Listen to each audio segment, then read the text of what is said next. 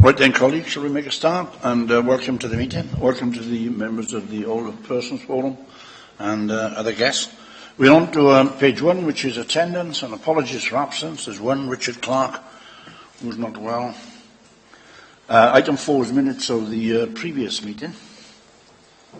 Let me just get that. We'll go through them page by page. So it's page 5, 6, 7,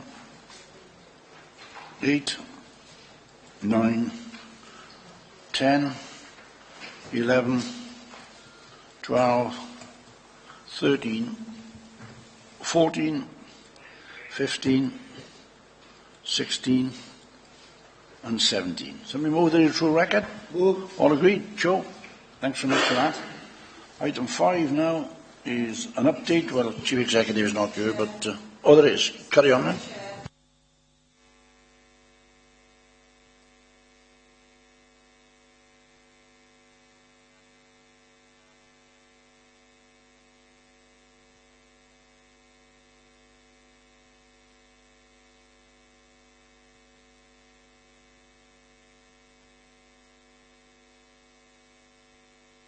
Good night. Right, thanks for that. Thank you, Linda, for reminding us.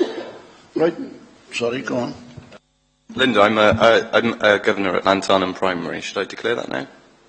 Yes. If you're council appointed, then that's a really personal interest and you can still stay on. Okay. Thank you. First substantive item is item play sufficiency. This is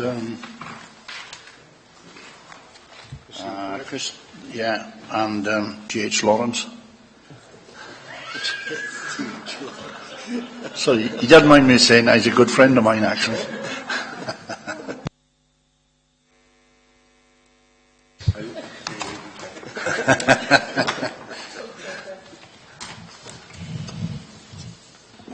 Good morning. Right, the purpose of the report then is to seek approval from Cabinet to implement the Play Sufficiency Action Plan for 2014-15. The paper is quite brief. It gives us a quick reminder of the background to this. It resulted basically in July this year, Welsh Government placed a statutory duty on every local authority in Wales to ensure sufficient play opportunities. Now, obviously, the word sufficient can be interpreted in many different ways, but what the Play Service have managed to do very creatively is to bring together all the different aspects of play into one plan. And in the appendix, you will see there the summary, which actually makes up the Play Sufficiency Action Plan for Torfaen. And it brings together so many areas of TCBC, the voluntary sector and supporting agencies to give, if you like, a comprehensive picture of the play that goes on in the borough. It covers everything from parks and staff provision to even to roads and the opportunities that various spaces provide. The good thing is it is a no-cost solution and brings together, if you like, every opportunity to give children and young people in Torfaen the opportunity to play and all the benefits and the good things, if you like, that go with that. So you've got the actual appendix, which is the plan. The background papers really are the WAG papers, the Wales a Play-Friendly Country. So we are looking for your approval to implement the plan.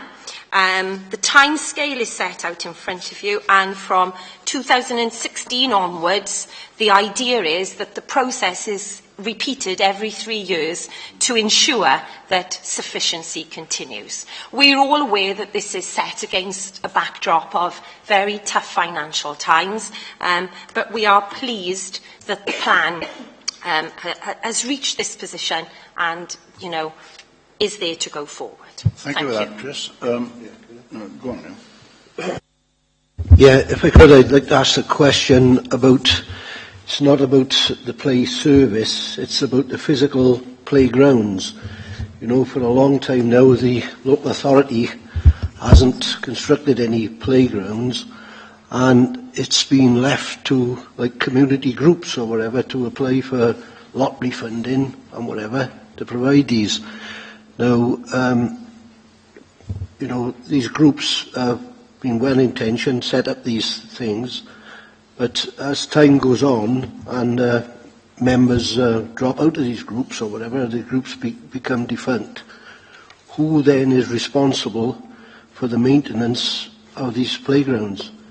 You know, because I've got a bit of concern that I'm a member of one of these groups, and you know, are we going to be left with this? Because we, you know, to all intents and purposes, the voluntary sector people now got something around their neck which they could very well find, you know, unable to bear. Playgrounds are actually not part of community services unit, so I don't know if we want to take that wider. I'm sure Chris would like to come in there. Yes, thank you, Leader. Yes, a very valid point you make, Deputy Leader, because we have actually faced that situation where community groups have, in all good faith, set up themselves to fund and then go on to run playgrounds, but then for a number of reasons the community group has disbanded. In that case, the responsibility does fall back to the local authority. But we are very mindful of the budgets that we have and also the other responsibilities we have. So we would look at them on a case-by-case, on an individual case-by-case basis, and look and try and seek to get the community to take responsibility through another forum, because we're unable to provide services such as this moving forward. You know, some difficult times and difficult choices. But it does fall back to us, and you're quite right. We are not in a position where we're able to invest in our playgrounds, and that is something that this council is going to have to consider going forward. Thank you. Anybody else? Yes, go on, Dave. I'm pleased that play's become statutory, because I think every child deserves to have play. I just wish to commend our play provision in Torfaen, which is one of the best in Wales. So, thank you. I'd like to add to that, because it's vitally important. I was in a meeting one day last week, and the police were there, and they were saying how important the job that we do as a local authority in terms of play, because it impacts, if we don't do it, it impacts on their job. And quite right, Dave, I'm glad you mentioned that. You know, we've got one of the best services that there is in Wales, and that was proven last year, or the year before last, when Julian was invited to go to that function in Cardiff. So I'm sure, I speak on behalf of all the group and council, that we're very pleased that you were there, and we think you're doing a good job. Well done. Ask a question on that, if I may, because this is obviously the options for future service delivery within Torfaen County Borough Council. Do we sort of try and marry up and partner up with the community councils at all in this way? Because I understand that they are a little bit blowing hot and cold at this moment in time about our play service, and I'm wondering whether we are totally on board together with the schemes.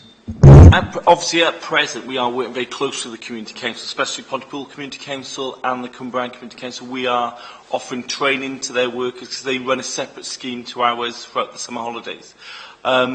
We've offered training in the past and support, and we are slowly chipping away and getting closer and closer to make sure we're offering the same opportunities for all children. What we've got to be aware of, especially in Cumbrian, they run slightly different schemes to ours, where ours are open access, they are not childcare provisions. And the Cumbrian Community Council play scheme sites are childcare. So they're slightly different, but we are working closer. And I know we are looking at pulling a meeting together to see how we can work even closer for this summer now, next summer, 2015, on those. Yeah, question. I noted with interest in the report that you have an on-site provision for the gypsy traveller. Are they allowed? Are they integrated into other sites where? So it's not just keeping them contained or whatever. Because that would be wrong. Part of the audit we did was to identify where children play. and obviously the children from that Gypsy Traveller community play in their community. So we offer on a weekly basis play provision up there and holiday times as well. But a lot of these children also engage in the Cwmnysgoy community play scheme we run there as well. So they have that option to go where they wish to attend, but we do make sure we offer it on their doorsteps as well, like other provisions. Right, thanks. Anybody else? If not, then all agree with the report. Sure. Thanks very much. Thank you, both of you. Yeah, well done. Now then, we're on to item 7, which is the environmental enforcement option for future service delivery, and this is Kim Peel. Over to you, Kim.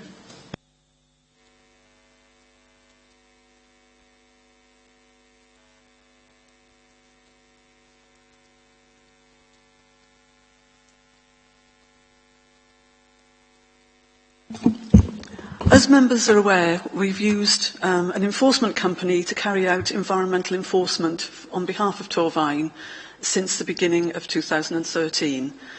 Originally, it was X4 who were the people commanded to do this work. They unfortunately were taken over by Kingdom partway through the pilot scheme, and Kingdom have been operating it since April. It's been, in my opinion, quite a successful scheme. Over 3,000 fixed penalty notices have been served for litter and dog fouling over that period. And we've prosecuted 354 people, with only 2 being found not guilty in that process. So it's been quite resource intensive on Kingdom's behalf and has been quite a good scheme.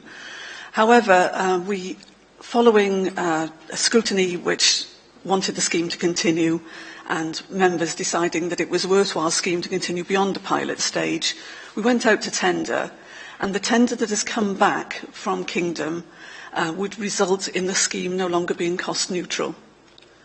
That was an important issue for us at the start of the pilot, that there was no additional cost to the authority.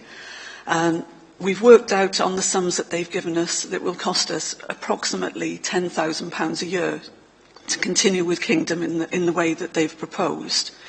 So we've put forward some options which for the Cabinet to consider today to take this forward.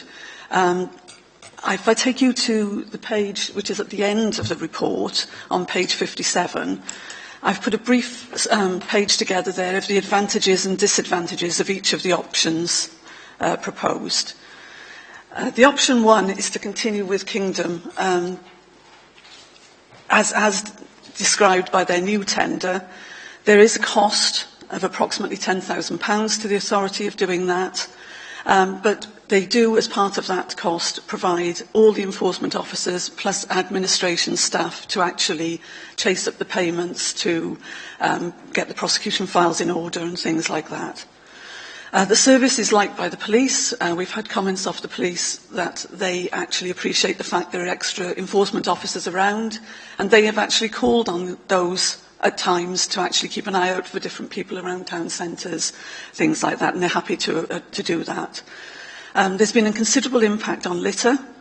The street scene teams are reporting that there's much less litter in the town centres as a result of this. But I do appreciate there's very little enforcement going on in the wider areas of Torfaen because they have to go where there's a massive footfall. Excuse me. This option 2 would be to actually purchase those items of the service that we require. I know members have expressed concerns that there's very little dog enforcement done as part of the Kingdom scheme, whereas dog enforcement was probably a greater priority for members when we entered the pilot than litter was. However, that's the way the contract was set up. They have to do the bulk of the items to subsidise doing dog enforcement. Dog enforcement is much more difficult to undertake. You not only have to witness the walker and the dog, you then have to witness the dog actually defecating and the owner not picking up. So it becomes quite difficult. It's obviously only possible in daylight hours. Most people walk their dogs either beginning or end of day, so most of the winter months it's very difficult to actually carry out any enforcement at all. If we were to buy in the service just for that, there's obviously an additional cost. There's also an additional cost if we wanted the patrols to work late at night, early in the morning. And we would have no dedicated admin support if we went down this route. Option 3 is to re-tender. When we tendered back in March, Kingdom were the only people who responded. When the tender had been closed for some time, we had been approached by 2 other firms who carry out the same sort of enforcement role now. They are not as established as Kingdom, but could maybe offer us the chance to continue it on a cost-neutral basis. And so option 3 really is to re-tender to see if we can actually attract a greater response and give both a choice between the people responding and also the chance of it being a cost-neutral scheme still. Option 4 is to actually cease doing it altogether. No cost, obviously, to the council. Our resources as a council to actually take cases to court would be greatly reduced. But there is the massive thing against that it is a loss of a service.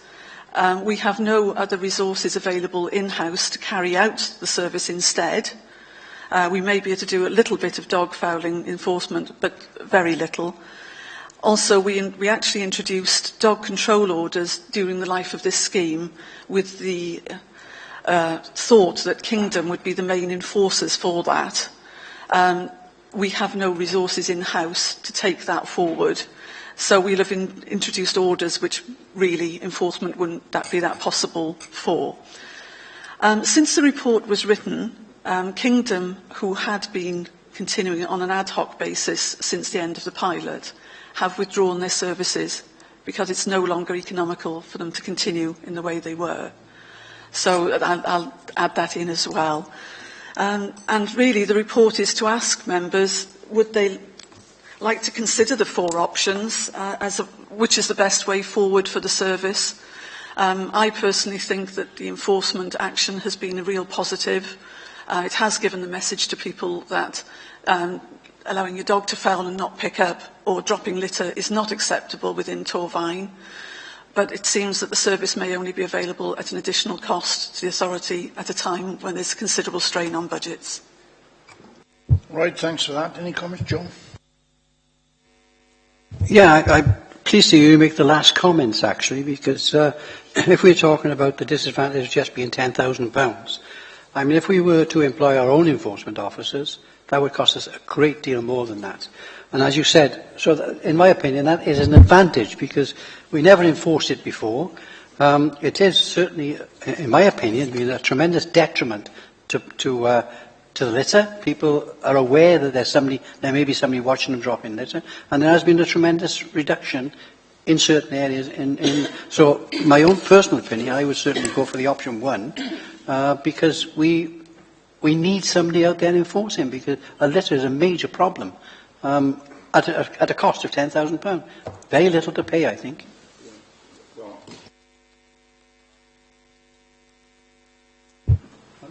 Yes.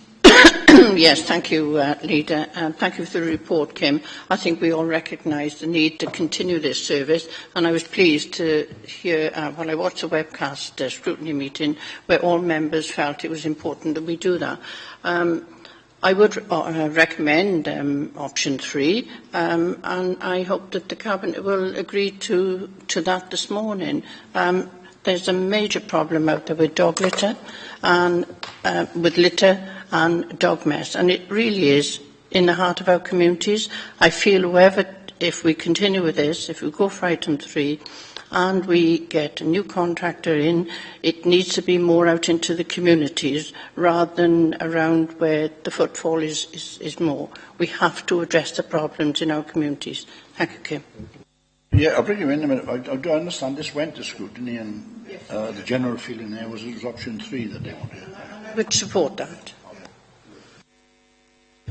Yeah, I also support option 3, which would give us the chance to enlarge the project slightly, because one of the drawbacks with the scheme as it is now, the vehicles being used are unbranded, and there's been a lot of complaints that people will drop a fag end or whatever, and there's somebody sat in the car and jump straight out and book them for a fag end, but nothing at all being done about dog fouling or whatever. So, you know, in option 3, if we could express a desire to have branded vehicles, which is on there, you know, it'll deter if the van's just driving past or parked somewhere in the neighbourhood. You know, people will be aware then of the whole system, not just about fag ends, but litter in general and also dog fouling. So I certainly support option 3. Thank you. Anybody else? Ant? I mean, of course, there's nothing to stop us after examining option 3. You know, if option 1 then is the, you know, if Kingdom are the best bid, I think it's a bit like checking for other providers when you renew your car insurance, that sort of situation. I would emphasise, you know, with my role, the principle of cost neutrality. I know it's only £10,000, but it's it's a slippery slope then to something that starts costing us money at a time when we've not got a lot to go round. So I would support option 3. Look what's out there in the market. Look what we can get for something that turns out cost neutral, and go from there. Right. Nobody else then? All agree with the recommendation option 3, Show? Thanks so much.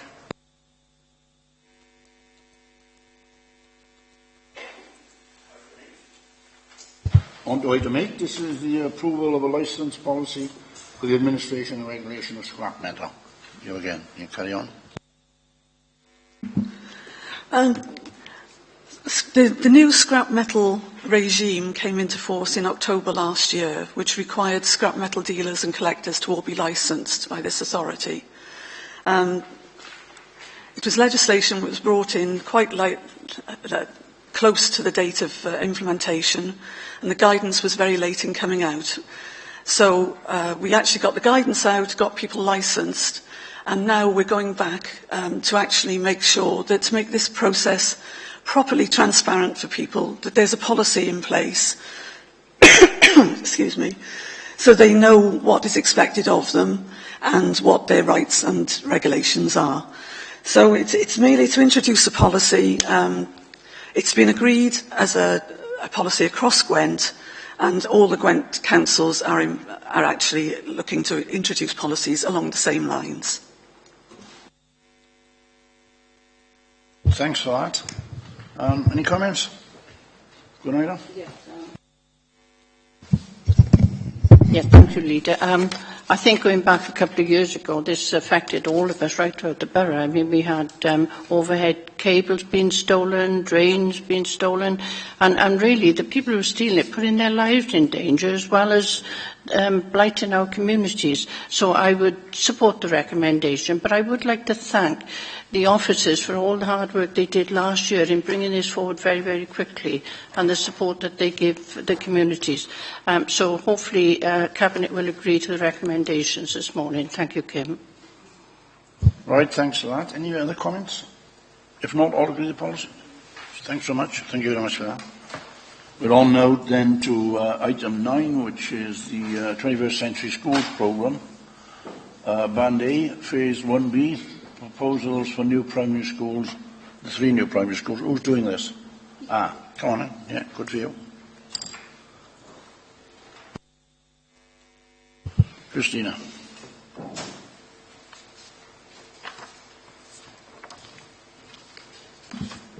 Thank you, Leader. Good morning, members.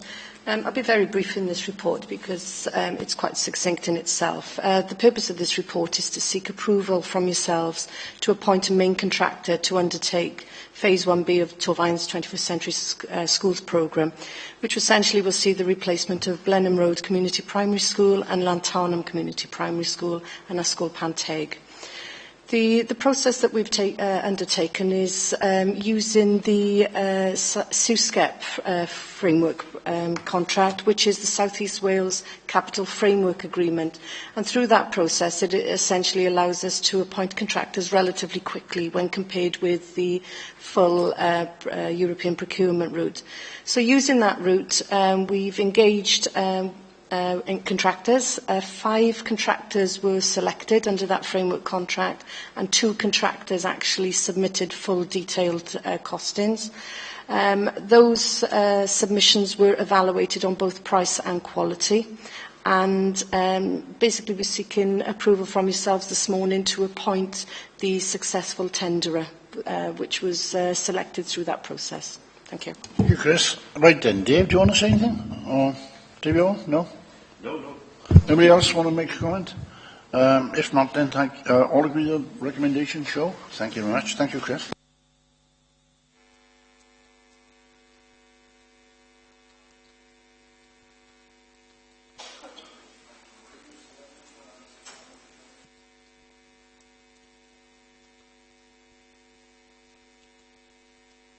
Sorry about that. I better wait till she comes back. Apologise for that. We nearly done the deal before you come back, Gwenida. Right then. This is item 10, and it's the financial planning 2015-16 to 2017-18, and engagement. Nigel Aurelius. Okay, thank you, Leader. Much of this was in the member seminar just last week, and it probably starts the process where the budget for 2015-16 is going to start to get very real for the council and the wider community. I mean, in the background, I just remind members of where we've got to, and how the fact that pre-June we were looking at a forward indication of -1.5%, and then we're looking after the minister's letter at reductions up to 4.5%. And obviously last week we had the Welsh Government overall budget announcement, where it seems quite clear that there is extra money for health, and that extra money is at the expense of local government, and local government is going to have to contribute more. I mean, our provisional settlement will be out tomorrow.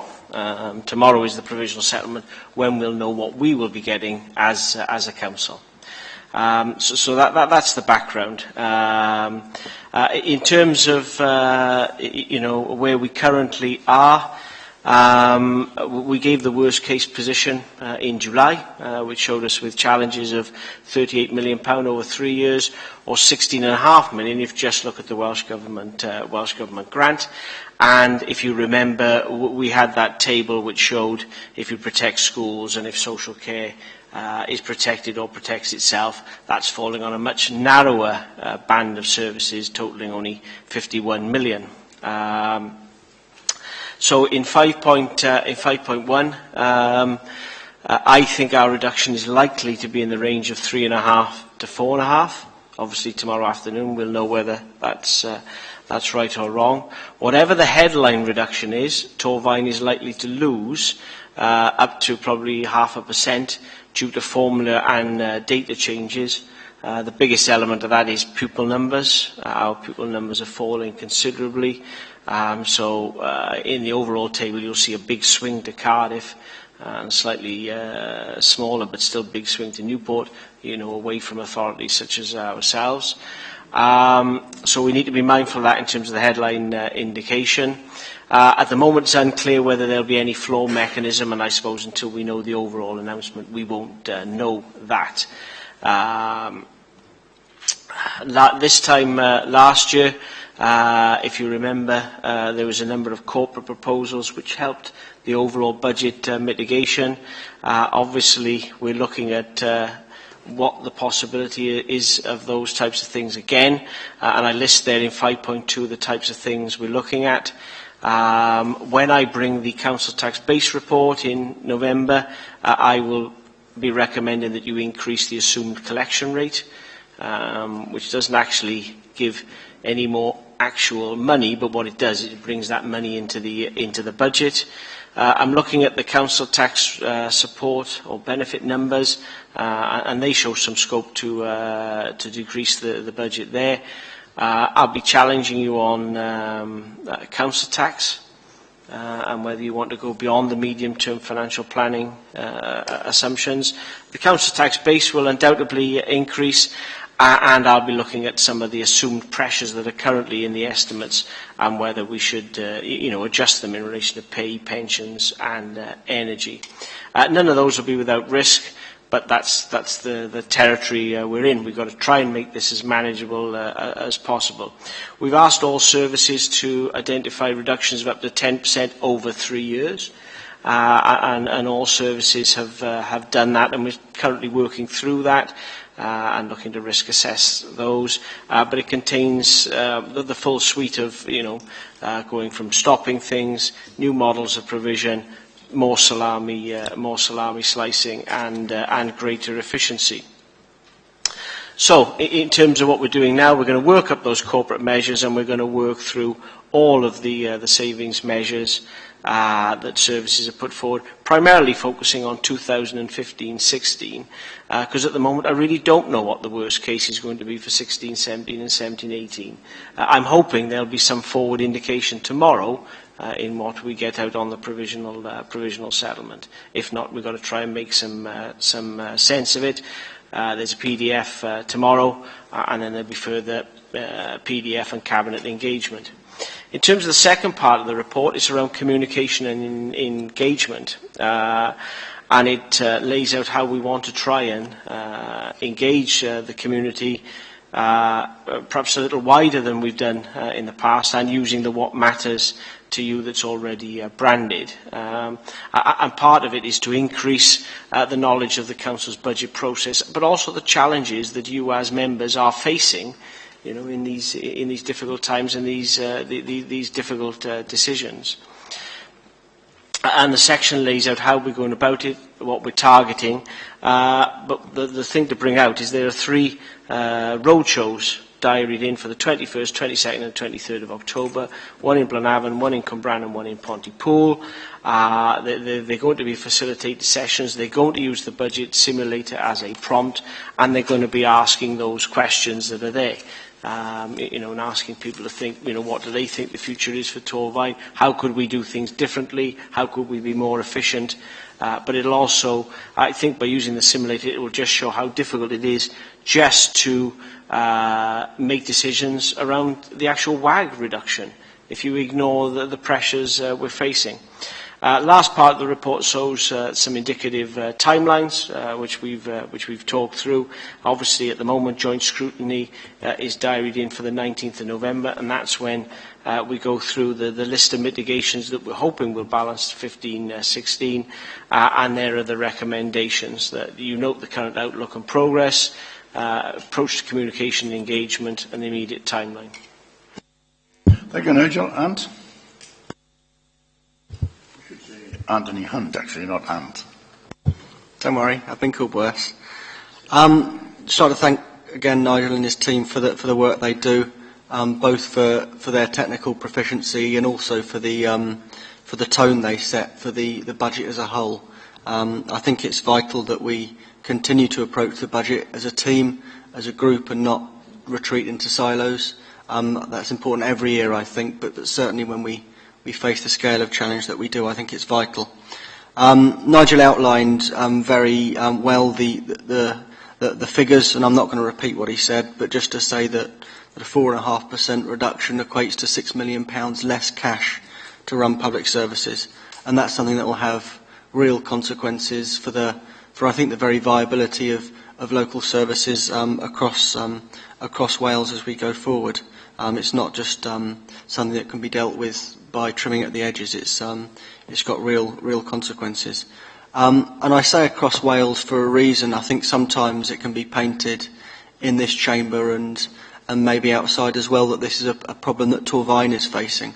It's not. It's a problem that local services across Wales are facing, as they have in England in previous years. I think that's both a point of clarity, but also me pointing out an opportunity in that other councils, especially in England, have gone through this ahead of us, and we should not be shy of looking at the best practice that they've engaged in to try and face up to the cuts while protecting services. A health warning in that sometimes people talk about the experience in England as though it's all sort of chocolate rivers and rabbits running through fields. There it's not. They've had to take some very stark and difficult choices to face up to the reduction in funding that they've had to. But there are nevertheless least worst solutions that they've taken that we can perhaps learn from. Communication, I think, is key in this. The roadshows that we're going to embark on throughout the next month to talk to people, to listen to people, to try and explain the scale of the challenge, I think is important. The online simulator that Nigel's pointed out to is a very useful tool as well, because it shows the maths in all this isn't simple at all. Forget the politics of it. The maths of it, I think, can be misunderstood sometimes when people perhaps think that we could resolve a 6% cut, 4.5% cut in our grant by just putting the council tax up the equivalent amount. It doesn't work like that, unfortunately. The simulator's a great tool, both because it helps explain that position to people, it helps them see what we spend our money on as a council, because sometimes that can be sort of misunderstood. People only see the services, they access themselves. That's very understandable because they've got busy lives. But of course, the services that we have to run across the board that people might not access themselves, for example, like social care, that nevertheless have to be funded if we're to protect the vulnerable. I also welcome the approach that's been taken by Richard Edmonds and Nigel, communicating this. It's been done on a no-cost basis, using LGA tools that are available and using previous marketing stuff that we've had. I think that's important. The balance that we have to strike, of course, as members, is between several factors. There's areas like social care, which, as I've explained, lots of people don't access themselves, but are vital if we're to stick to our values and to stick to protecting vulnerable people. And then, of course, there's the front-facing services that have come under a lot of strain in previous years. The things people maybe identify with the council, waste collections, road repairs, things like that are important to people. And if we're not careful, we'll face we'll really be damaged by the squeeze. It's also, I think, important to say that we need to balance out the provision of services with valuing our staff who work so hard to provide them. And I hope we can continue in a spirit of partnership with local trade unions that we have done before. I think that sort of working together in partnership is a much better approach than the confrontational approach taken by some councils in England run by the Conservatives. Lastly, the scale of the mathematical challenge is something I've talked about lots and Nigel's talked about even more before me. But I think it's important to emphasise when talking about that £6 million potential cash cut that we're not talking about taking it from a £170 million budget, but more like from a £50 million budget. When you take out schools that are protected and other areas that are very hard to make savings from. So that's £6 million on top of similar figures the year before, and on top of forecasts that suggest that it could not be a great deal better next year. I think really start to highlight how much that budget is squeezed and how few options councils have if they're to safeguard statutory services. One other thing, I've been asked lots about whether reorganisation is the solution to all of this, perhaps by journalists and others. It's not. I wish that it were in some respects. There's an argument for reorganisation, and I think we're right as a council to engage with that constructively. But if you had one council in Wales facing figures like this, they would struggle. So I think it's worth pointing that out at the outset. There may well be advantages to working together, to mergers in the future, but that won't alleviate alone the pressure that's been put on councils through ultimately the UK government's austerity approach. So that's a long way of saying it's a hard job that we're approaching, but I think it's our job to do it diligently and in line with our values as Labour Council, both in terms of social justice and protecting the vulnerable. And I hope that we can work together in the coming weeks and months to ensure that there's a budget that in the most difficult of times that we can still stand up in front of people and say that it's a budget that reflects our values. Well done, Anthony. A very good appraisal, Atmos. Anybody else? If not all agree the recommendation, sure. Thanks very much.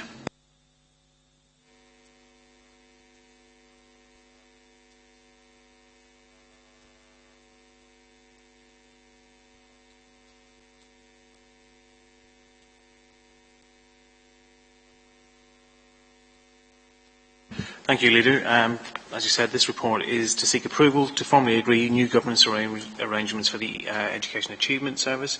Members will know the EAS is a company owned by the 5 authorities in South East Wales, and therefore is subject to company law and has its own board of directors. Currently has a joint executive group made up of exec members and directors who offer some guidance to the board in terms of how they operate the company. And what's changed basically is that the Minister for Education has introduced guidance on the work of regional consortia and requires different governance arrangements. So there's been some discussion over the last year or so about what those governance arrangements should look like, where we try and, it's quite difficult for us because we're the only consortia who's got a company, so there's been some toing and froing in the discussion about what those governance arrangements should look like, and those are highlighted in section 5.2 in terms of the new arrangements. Leader, we could go through each of those arrangements in turn, but if I summarise by saying that the new South East Wales EAS board, the significant change there is that there's a suggestion that there will be a common model across the 5 local authorities so that everyone has got the same representation. That would mean a senior cabinet member who does not hold the education portfolio would be on the board. The lead chief executive, who currently is Paul Matthews, but that would change on an annual basis. The Managing Director of the EAS, that's Steve Davis, who heads up the Education Achievement Service, and the Chair of the Executive Board, which is named later on. That's the significant change in terms of the board. That board would still carry out the function of the company board itself, and that's all detailed for you in the appendices. The new Executive Board is then detailed on page 3. So membership would include the Chair of the EAS Board, the Managing Director, who wouldn't be there as a member as such, but be there as a paid official, not as an executive board member. The lead chief exec and no more than 5 individuals appointed to the executive board. The consortium has already advertised for expert members, and I know that there are at least 2 people who have now been nominated. There would also be at least 1 head teacher representative on the board. The other 2 groups then that would continue, that would be part of the new governance arrangement would be the continuation of JEG, the Joint Executive Group. There's been a very clear steer from leaders that they wish to see that the Joint Executive Group continue. That group is currently made up of the executive members for education and the directors of education across the 5 authorities. The proposal is that JEG would continue, although it's important to note that this would be in an advisory capacity. Clearly, Council would have an executive member as part of the board, so we'd anticipate that JEG, the Director of Education Executive Member, will work closely with that member on the board itself. And the last component is the addition of an audit committee. Again, details are in the appendices of exactly the remit. But basically, the role of the audit committee would be to scrutinise the financial reporting processes in relation to the risk management systems and the internal and external audit functions, although the terms of reference do give a wider brief and say that the audit committee could look at and scrutinise any function of the EAS.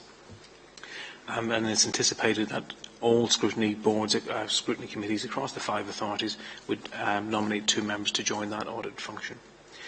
So in short, in order for us to be compliant with the requirements of the national model and the requirements of company law, this is the model that's been proposed. We have to ensure that there's agreement across all across all 5 authorities who own the EAS. So this paper has been presented in the same form across all 5 local authorities. The risks of not agreeing this would be that we're not compliant with the national model for school improvement, for regional working for school improvement, and that clearly that would cause some difficulty for us in terms of the upcoming Estin monitoring visit, and in terms of it would put us in opposition with where the Minister's position is.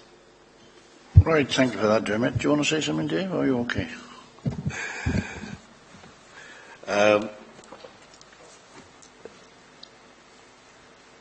I think that it would be foolish not to support the recommendations, that's for sure. I think we have to take a pragmatic view of this because this is what the Wales Assembly Government is looking for. As it stands, the EAS doesn't comply with that. It's about 75-80% compliant.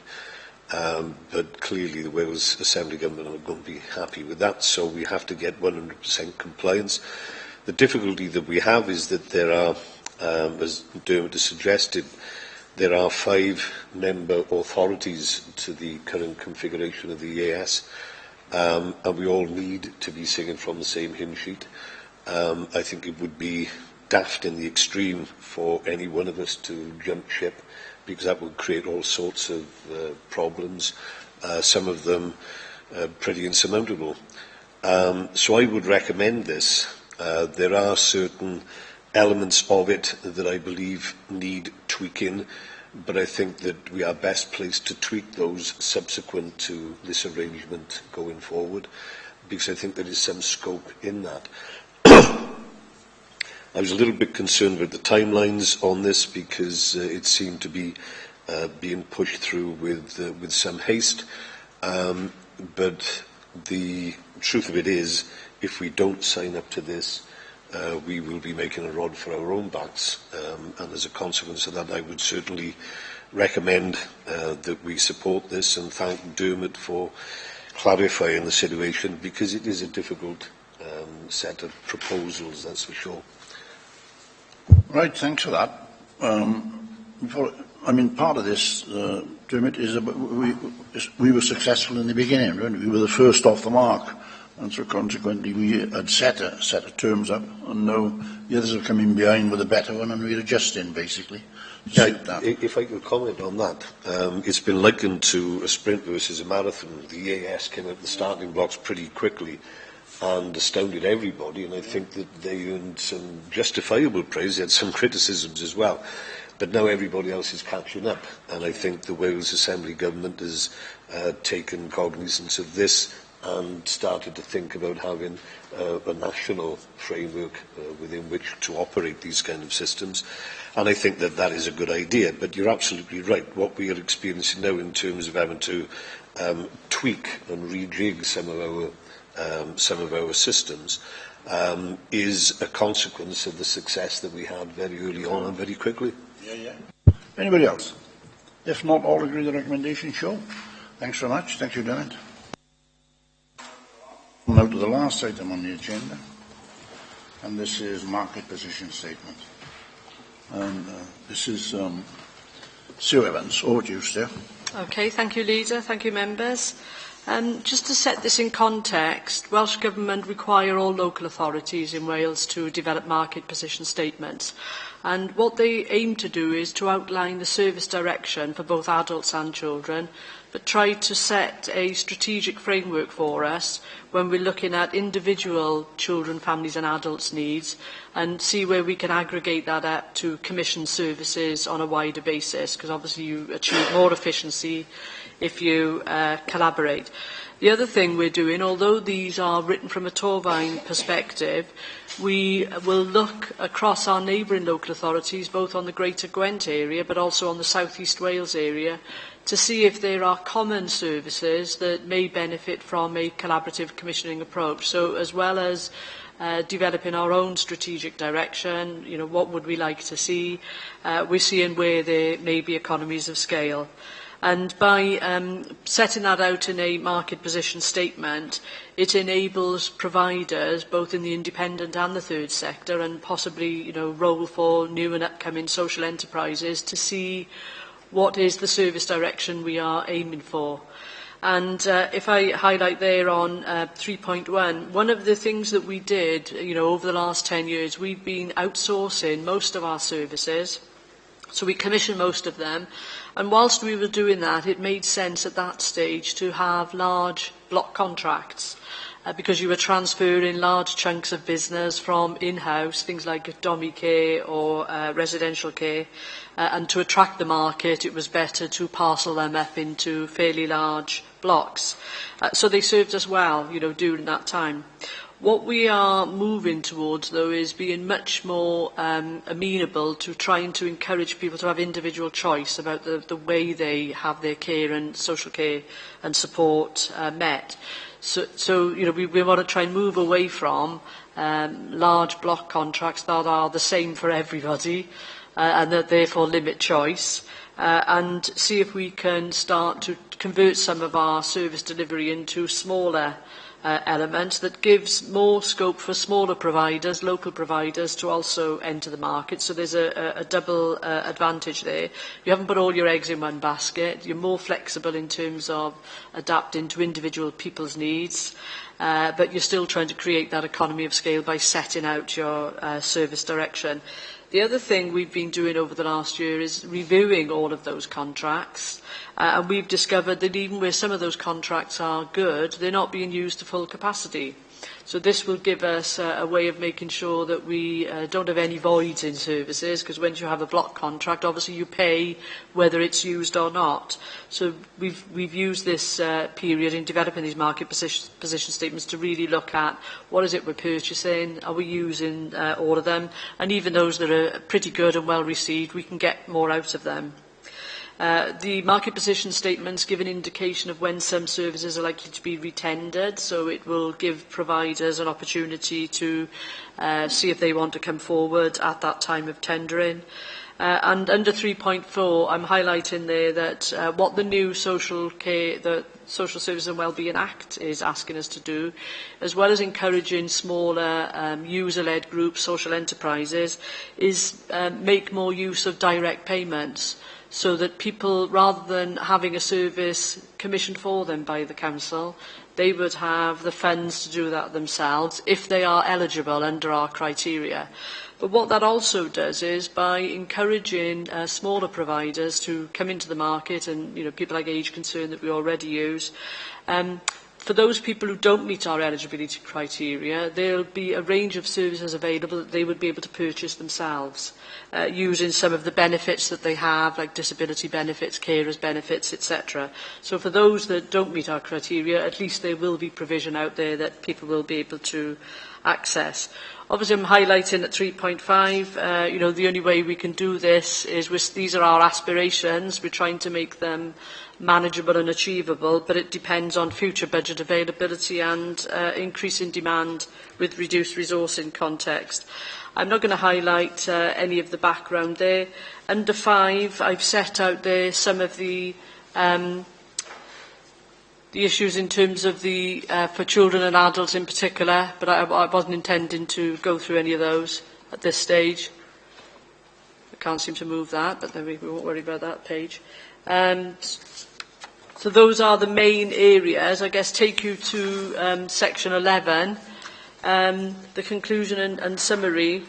What I'm setting out there is, for some local authorities, they still have a long way to go in terms of commissioning services rather than directly providing.